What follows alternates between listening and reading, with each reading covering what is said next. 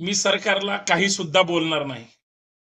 कारण महाराष्ट्रात कायदा सुव्यवस्था आहे की नाही याचं उत्तम उदाहरण बीडच्या वारंवार घडणाऱ्या घटनेवरून कळतं. मी सरकारला काही सुद्धा बोलणार नाही.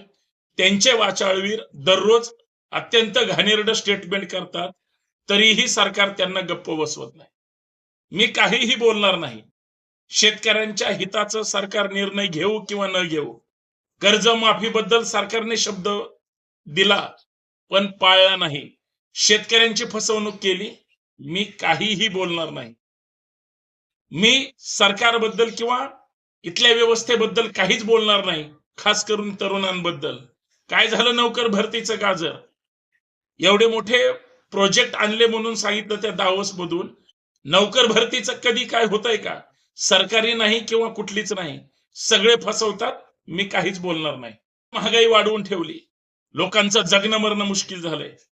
गोरगरीब जनता आहे, सर्वसामान्य जनता आहे, ती बोलू शकत नाही. तुम्हाला पाचवे बहुमत दिलंय, तुम्ही सत्तेमध्ये मस्तवाला आहात, पण मी काही सुद्धा बोलणार नाही. खरंच काहीच नाही बोलणार. जय शिवराय.